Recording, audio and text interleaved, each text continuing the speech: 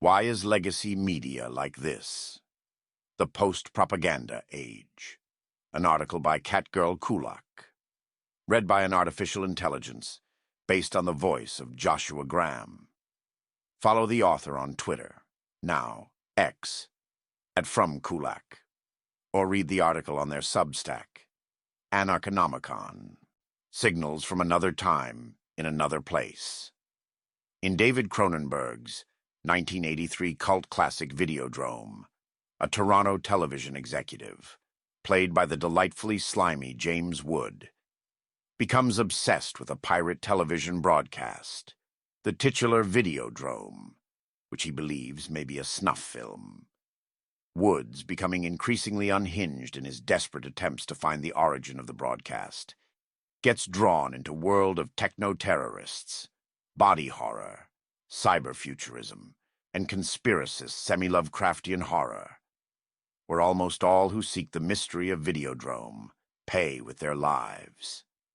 So why does James Woods follow this already horrific lead? An already violently pornographic, possibly snuff pirate broadcast. This executive, you see, wants to license the broadcast for his late-night programming block. Now this is a biting, just beyond the edge of reality, satire of the explosion of television channels in the late 70s to early 80s, and the new extremes possible during the great deregulation of television that began then. Canadian commentators all agreed the film's Civic TV was an almost explicit reference to City TV, whose Friday night baby blue movie block had started in '72 and was the first pornographic programming block on North American broadcast TV. Now the plot of the film was almost too prescient. It was a genius Cronenberg horror classic, and brilliant bit of edge-of-the-present cyberpunk sci-fi, which should have been a pop culture hallmark. If only it had come out 5 to 8 years later, and known it was supposed to be about the internet, not the web of TV broadcasts. But there is another incongruous element, aside from the lack of internet, that really makes it hard for a child of the 2000s to really get in the mindset of the film. Who can imagine a television executive giving a shit, let alone that much of a shit, about entertaining their audience? TV, radio, newspapers, pretty much all legacy media institutions are complete shit. Care about your entertainment? They couldn't care less.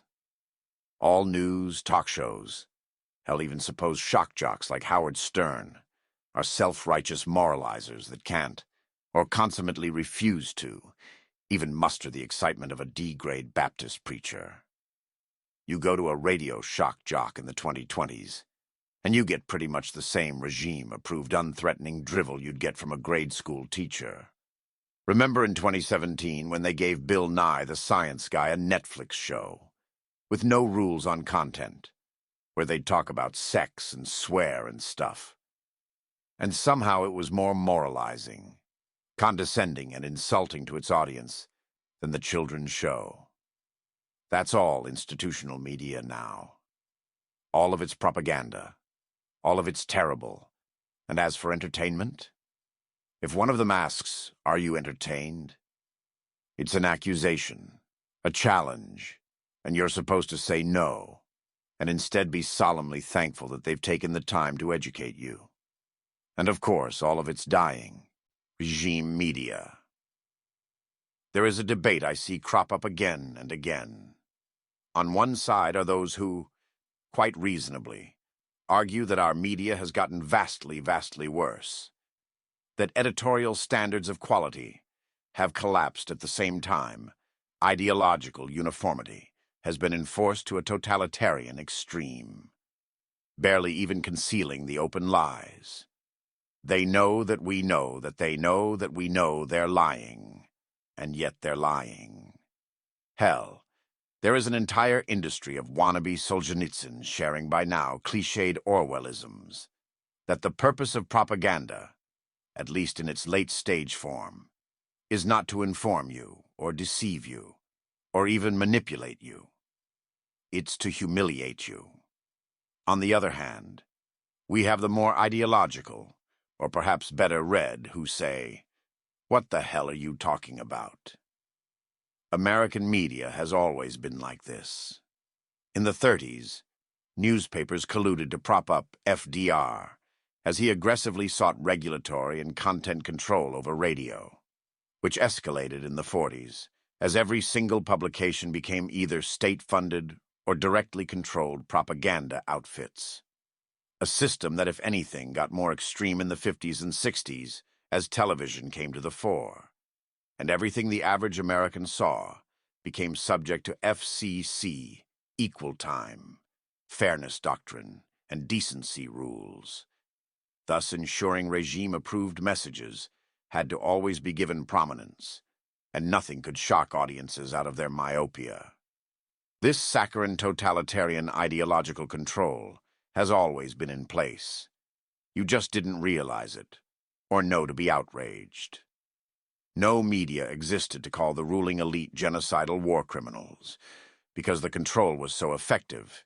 You actually believed the regime's moral narrative, and didn't know enough to be outraged. This argument is especially compelling if, like me, you grew up in the 90s and 2000s. Your experience of media consumption was going from children's media, which is obviously moralizing ideological propaganda, meant to make people more easily ruled, to then being on the 2000s internet with no rules whatsoever, and consuming irreverent Newgrounds-style media that treats racism and pornography as fodder for humor. It is very easy, from this perspective, to look back at CNN or the nightly news, with its reassuring insistence on some version of moral and epistemic clarity, even as they openly lie, and think to yourself, yeah, all television was children's television. Even the plot lines of Disney children's shows, and something as supposedly serious as Law and Order, all share a narrative insistence on a legitimate authority to be trusted, and explicit or implicit moral instructions, with seeming ethical quandaries all being wrapped up in under an hour.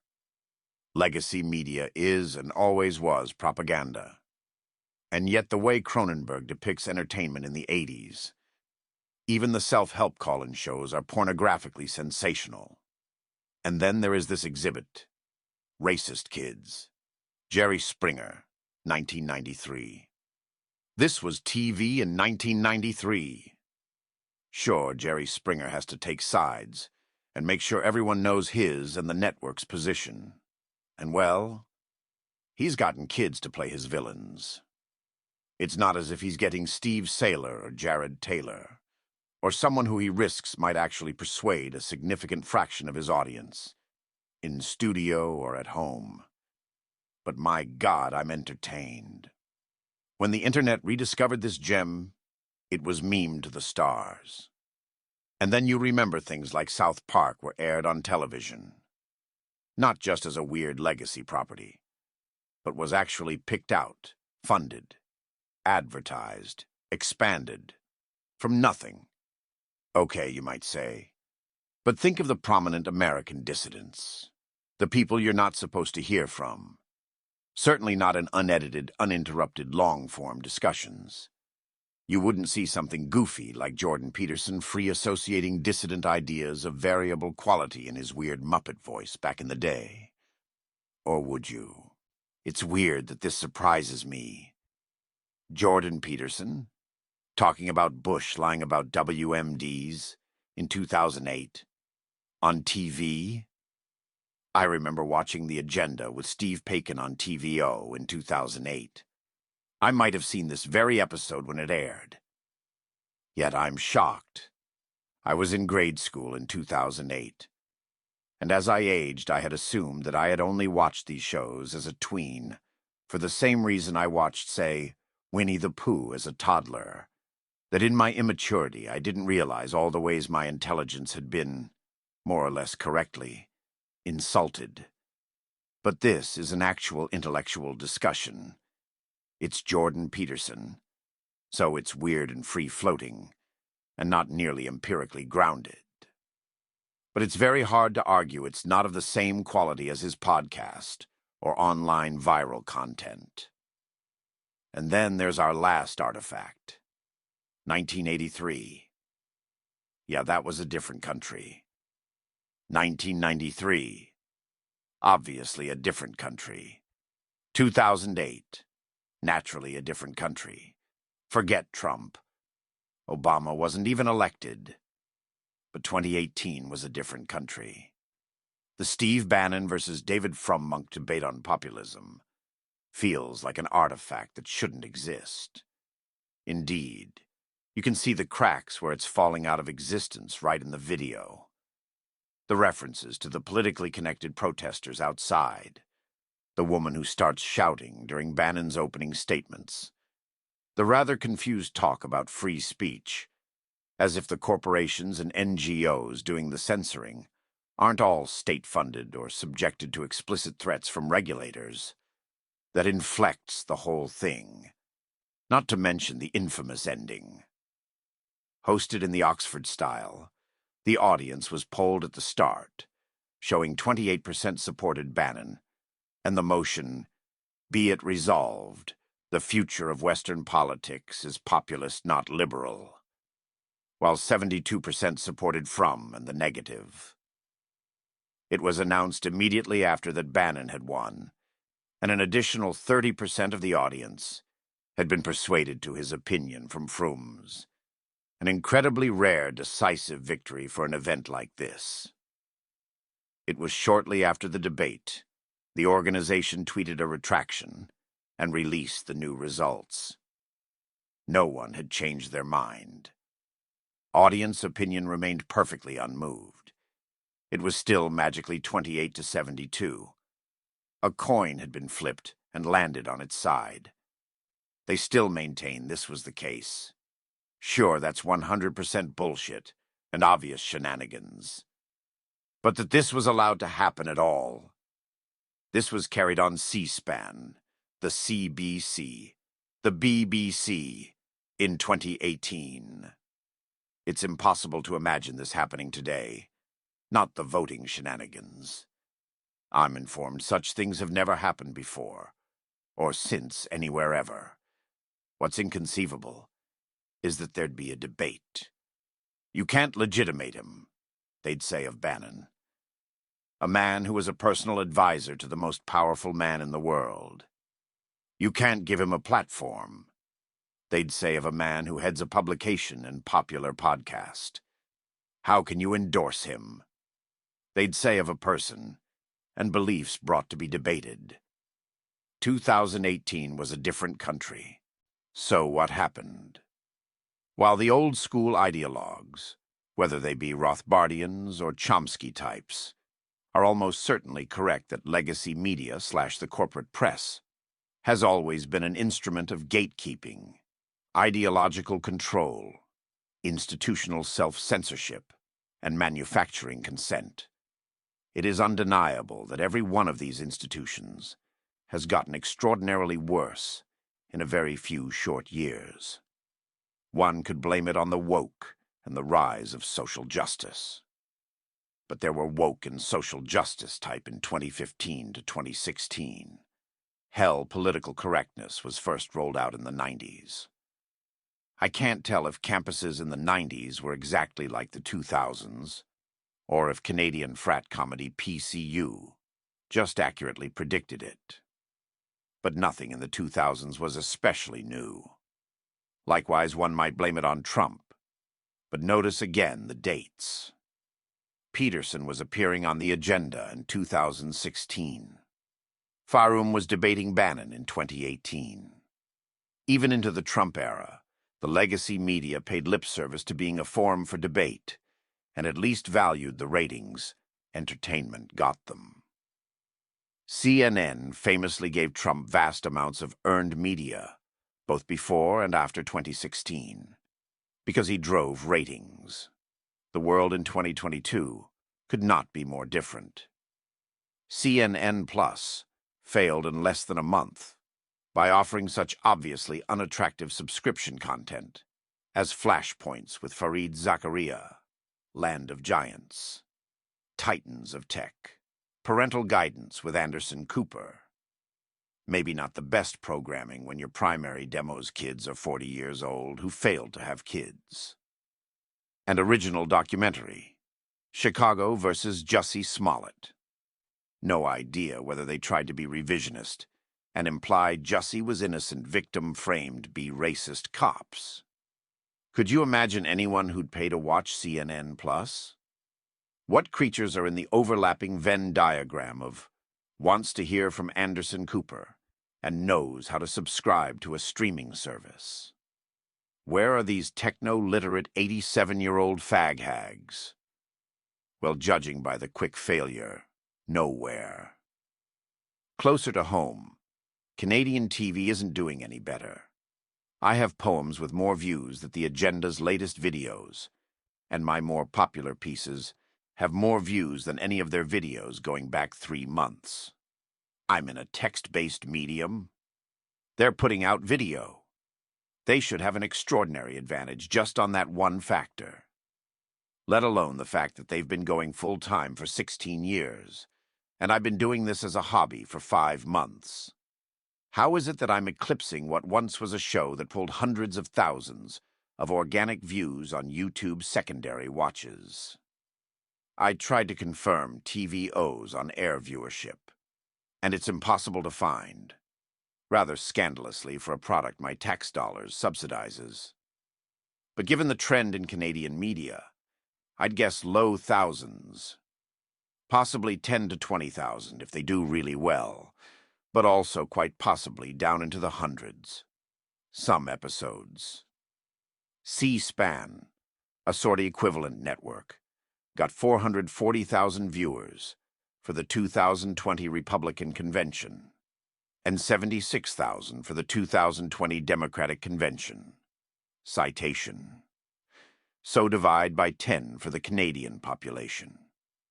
Divide by 2 to 10 again, for how exciting a weeknight of TVO isn't compared to a 2020 U.S. political convention.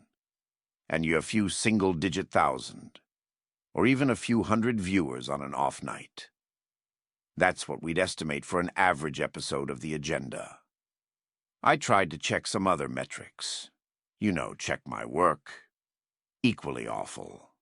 The entire TVO network website gets just over 100,000 visitors a month, of which The Agenda represents maybe 5 to 10%.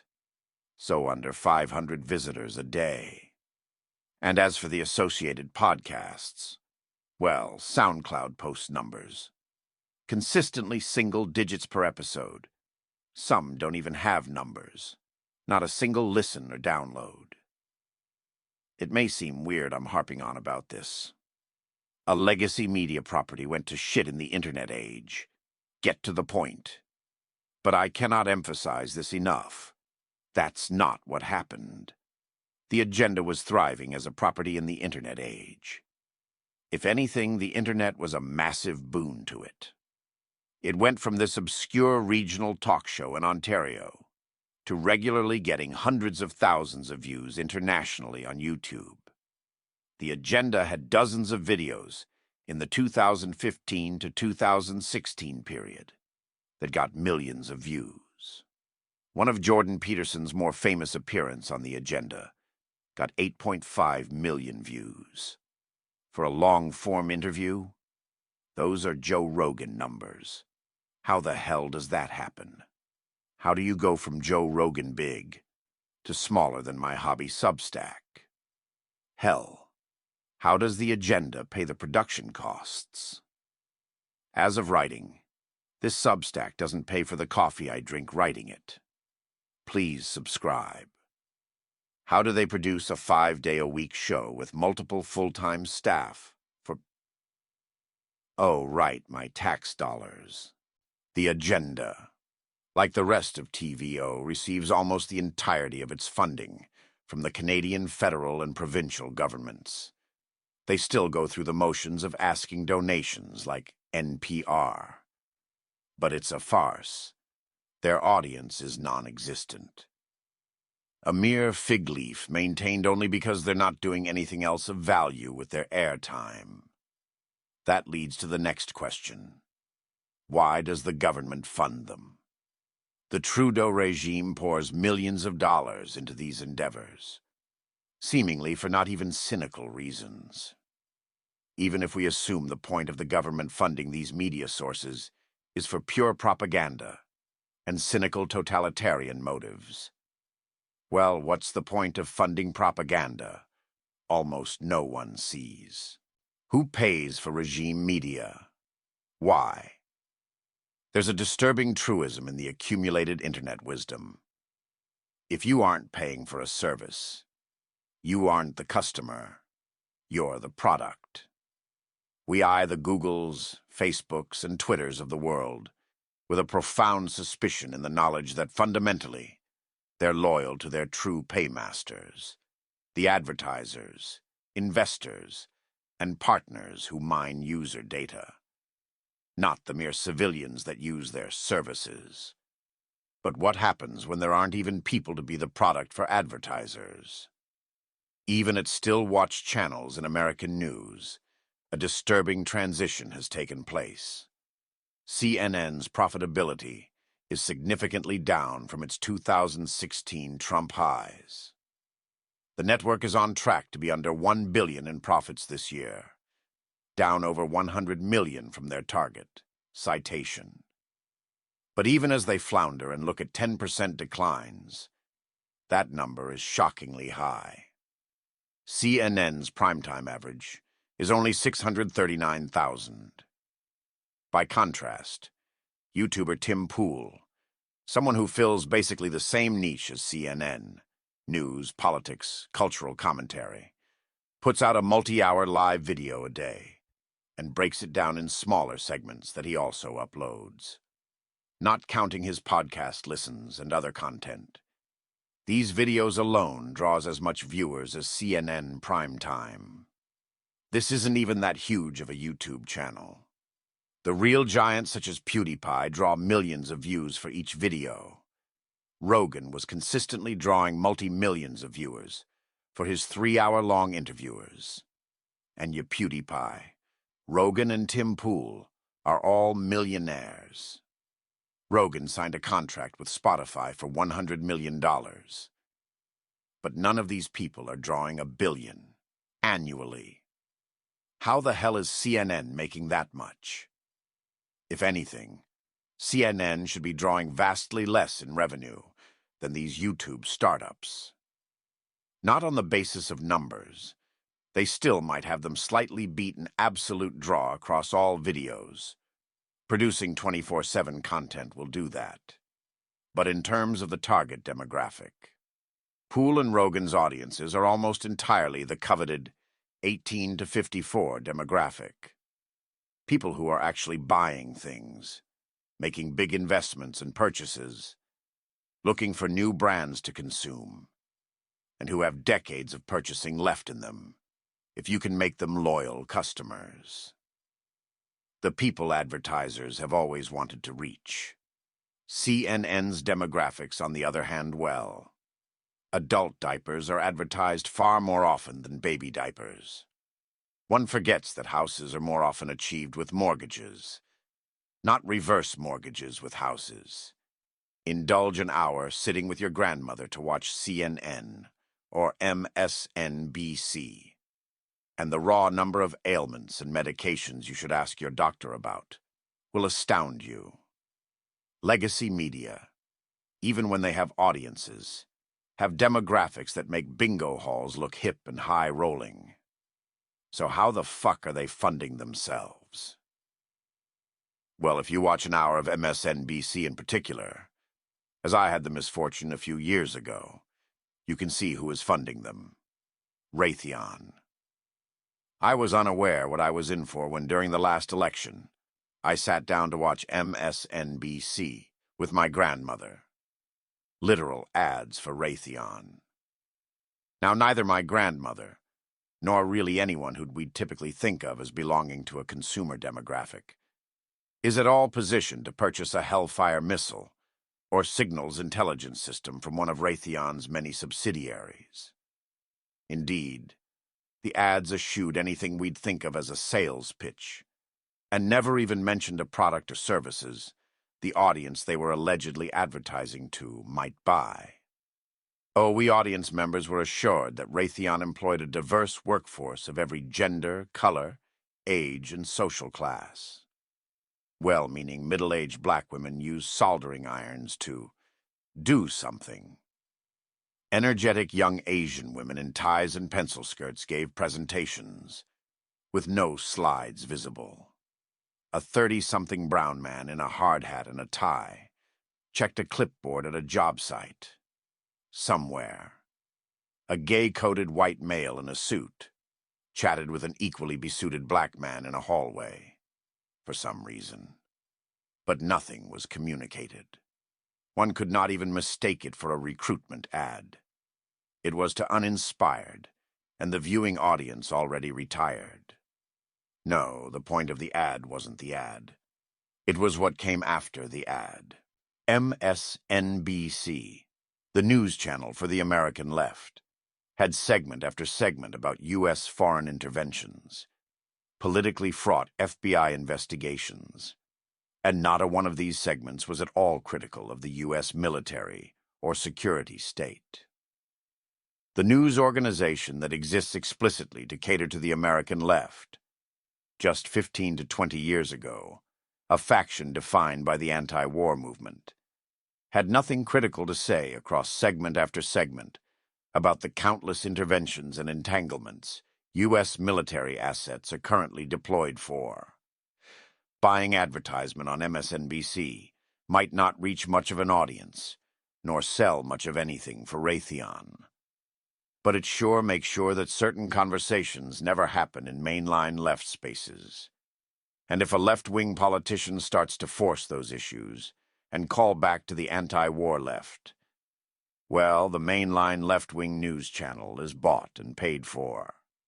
A sex scandal, or one of the countless nothing scandals can be drummed up and just blared across MSNBC for hours. Ever notice these 24/7 news channels never seem to actually cover much of anything? Stories that seem pretty big. The genocide of Rohingya Muslims in Burma. I refuse to say Myanmar. It will always be Burma. Or the 2020 Nagorno-Karabakh War received little to no overage. Despite, being wars, and there being 24 hours to fill.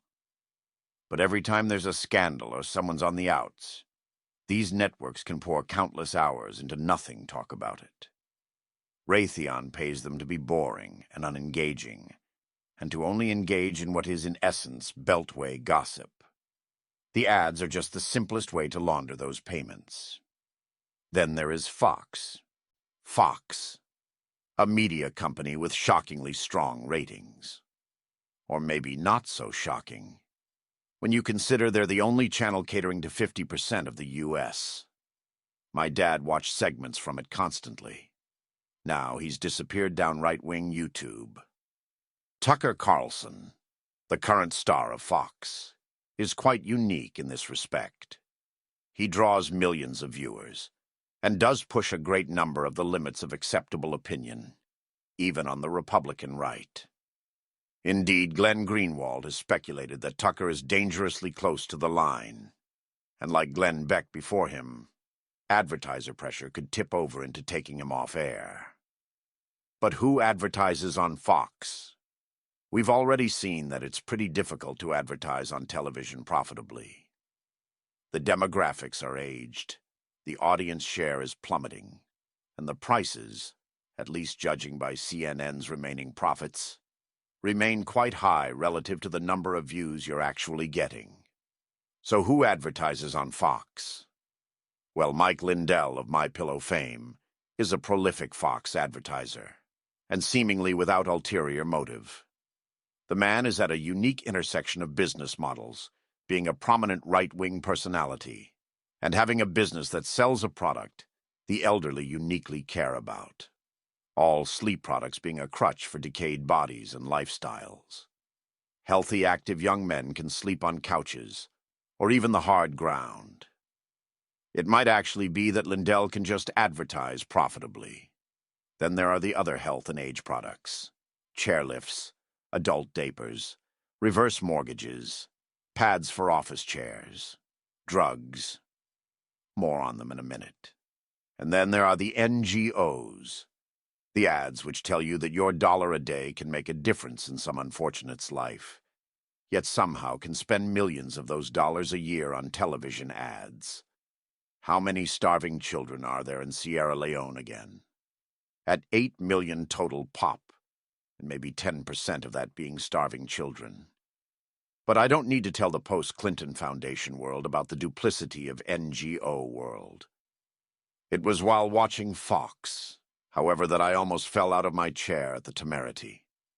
The sheer chutzpah of one of these NGOs, the International Fellowship of Christians and Jews, an avowedly Zionist organization, is an NGO that leads resettlement efforts of Jews to Israel, leads efforts in Christian churches to pray for the peace of Jerusalem, which includes providing them with the facts they need to advocate for the Jewish state and fight anti-Israel bias in the media, and even includes assisting IDF recruitment efforts. It is also one of Fox News' most prominent advertisers. My God, the comments on this YouTube video.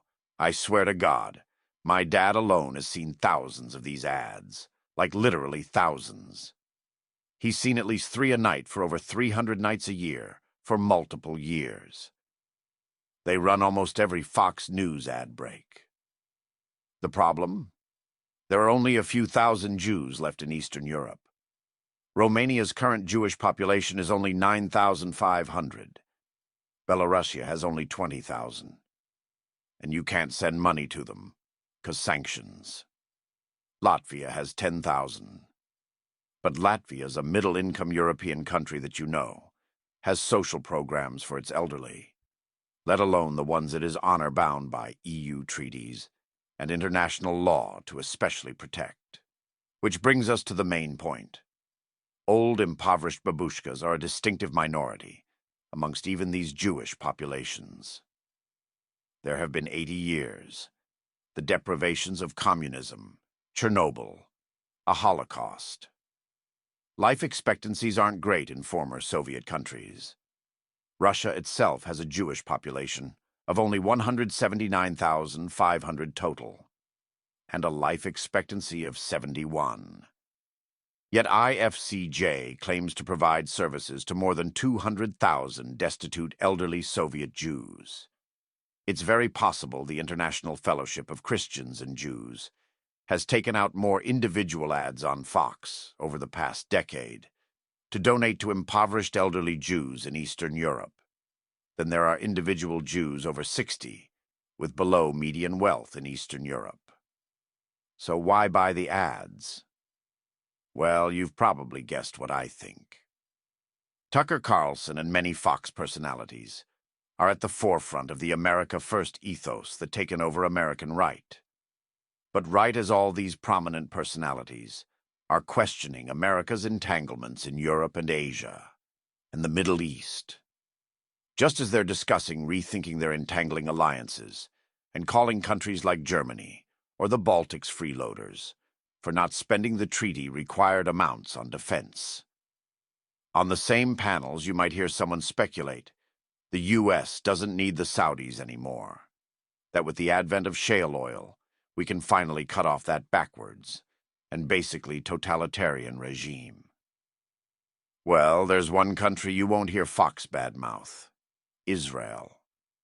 No Fox News correspondent is going to follow up their denunciations of German dependency or Saudi human rights abuses with an equivalent denunciation of Israel. None are going to say Israel is a waste of billions in grants and subsidies, or ask why we're subsidizing a nation with Israel's human rights record.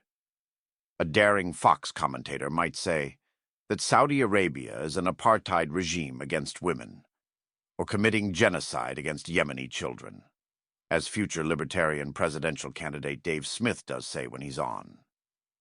No commentator could say the same about Israel and the Palestinians and be invited back.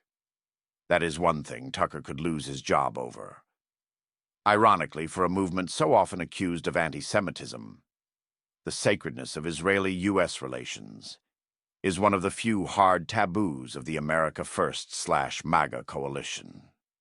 And that's before we get to Fox's and Tucker's continued silence and abrupt changing of the subject when it comes to the Epstein story and exactly whose intelligence asset his blackmail ring was.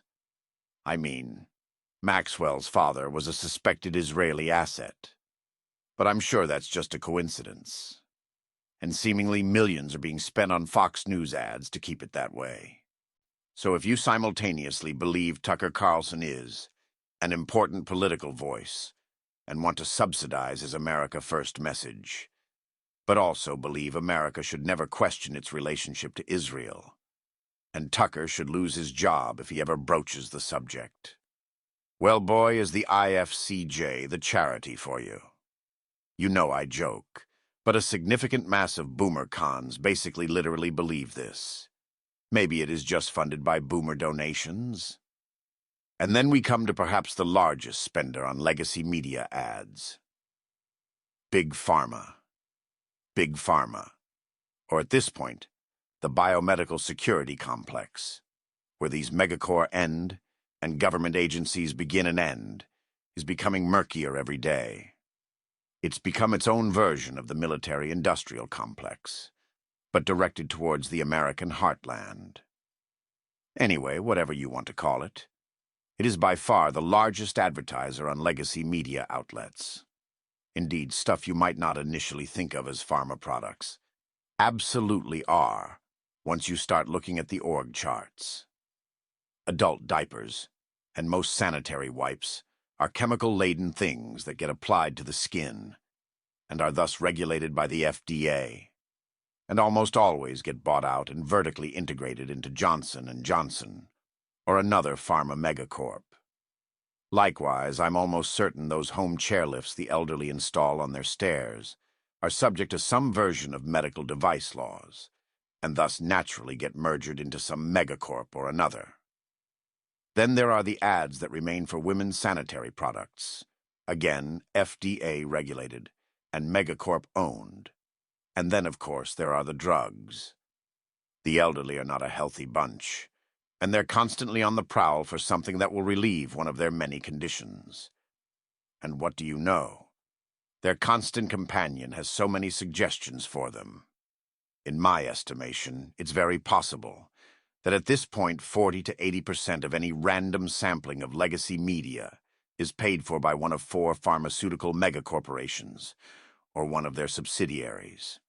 Is it any wonder that these same legacy media outlets are so loath to do the kind of old-school consumer reporting that made so many of their careers? Back in the 90s, it was the norm for reporters to do biased and almost purposefully misleading reporting. But the other way. You can look back at shows and books from the era, and it was the norm to go out of one's way to represent big pharma or corporate brands in a negative light. That's how you got views. Coming up, what's in your medical cabinet? What you don't know might kill you. In 20 minutes, this special report you won't want to miss. That was the norm. Not any longer. With the decline of viewership and volume-based media marketing, controlling the message for the narrow band of voters who are still viewers becomes all the more important. In the 90s, something as big and controversial as the COVID mandates would have had round the clock. Real debate on television. Because that's where the ratings are. YouTube and new media personalities have made vast fortunes off the viewership they got, pushing back on mask and vaccine mandates. But legacy media outlets, already in decline, are happy to sacrifice that viewership for the patronage of these deep-pocketed clients. It's actually not clear at this point if it's even net profitable from a sheerly advertising perspective for Johnson & Johnson to be advertising on legacy media. Some of the ads must be net profitable. But think about it. How many customers does an individual adult diaper commercial convert from a rival brand to yours? It's not like with consolidation. There's that much competition. The elderly are quite set in their ways, and it's not as if it's a product you'd go without, but for the ad. Maybe these ads do a good job at converting viewers up into premium brands. I'm in my 20s. I have no idea what goes through the mind of a senior watching those ads. But it seems suspect. Rather, I think Big Pharma has achieved its political and legacy media hegemony. Because though most ads lose money, an oft-remarked phenomenon going back to when TV demographics were young, Big Pharma loses the least money buying these ads, since the aging demographics favored their products. Thus, they could buy influence at a discounted rate. And of course, as soon as the pandemic hit, all their allies and government agencies started buying up their own PSAs. Conclusion: the banality of literal propaganda. We're finally coming full circle. How does one define propaganda?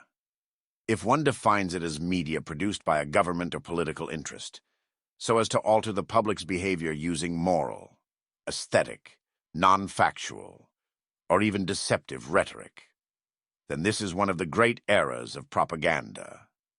Even if we want to define it as narrowly as possible, and say it must be explicitly produced by the government, we've still witnessed one of the largest propaganda pushes in our lifetimes. On the Canadian side of the border, every TV, radio station, and newspaper was filled over the past 2 years with government-purchased COVID PSAs. Now, a public service announcement, you'd think, might be listing new regulations, the removal of old ones, guidances to safely avoid contact. But no, largely not. Canada's COVID PSAs were dominated by uplifting musical numbers of Canadians coast to coast singing pop songs. Yes, like those Hollywood celebrities, only not famous. Others were filled with mere affirmations that we'll get through this. Utterly pointless from even a propagandistic informative perspective, and having but the barest public justification. Oh, it will help everyone through the stress. As if that is an efficient use of tax dollars to further mental health. Rather, as I think is obvious by now, the point of these ads were to purchase the station's coverage and to send a clear message as to what the tone of that coverage should be. On not a single Canadian television program, radio station, newspaper, or magazine could one find critical coverage of the lockdowns, except for the 50 Stalins argument that the government wasn't locking down hard enough, or not enough money was being spent on health care. During one of the biggest news events in history, when millions were looking for debate, all these channels simultaneously torpedoed their ability to grab that market in favor of the government's subsidies and ad dollars. This is why legacy media is so boring and dead. It's actively being paid at every turn to be boring and dead. German newspapers suffered a similar fate in the 30s. What had been a booming market in the 20s dried up, since, quite understandably, Germans were no longer going to buy papers to read the exact same Nazi-approved messages. And why do governments, corporations, and NGOs keep paying these media institutions when their viewership is in the gutter? Why does my government subsidize the agenda with Steve Paikin, to the tune of what are probably millions, when I often have more traffic and viewers? Well, because it's Steve Paikin. He's respected, and as late as 2015 he was able to get millions of viewers, Canadian viewers, when it came to big issues. In 2015 he had Jordan Peterson on to talk about the trans stuff. It got millions of views. This past February, at the height of the trucker convoy, the agenda had episode after episode that had to cover the convoy, and they had no one on. The panel was 3 nobodies from left-wing orgs, and a rep from a Canadian civil rights org, who took pains to distance herself from the truckers, while tentatively putting forward that maybe, possibly, the right to protest is important. Trudeau's money was well spent. Back in 2015, or in the alternate world where Steve and co. were fending for themselves and wanted viewership, they'd have had Peterson, or Tamara Litch from The Convoy, or Rex Murphy, an old-school journalist and Trudeau critic, on to rail at the Trudeau government and lockdowns. If governments and various orgs weren't buying off every available media company, it's possible there might have been a populist revolution in the past 8 years. Hell between Brexit, Trump, and the truckers there basically was. Now we should absolutely hold these journalists in contempt for being willing to be bought off. Back before 2016, a lot of these figures could pretend even to themselves that they had standards and would never be mere propagandists. Sure, their most fundamental job role was ideological enforcer, but there was so little pushback, and the Overton window was not yet so narrow, that they could imagine themselves ideologically free, able to speak to anyone that wasn't an obvious crazy. The tightening of ideological control has certainly revealed them for what they are, and a very few for their true quality. But the thing is, there isn't another generation of these guys being brought up. Trudeau has to buy off the Pikins of the world, because Pikin has enough of a reputation he could enable comments on his YouTube channel and start interviewing Peterson again if the payments stopped. But there is no next generation of Pakins, or Anderson Coopers, or even Tucker Carlsons that can be bought off. Joe Rogan, podcasters, and influencers have more than replaced them for everyone under 50, and increasingly under 70.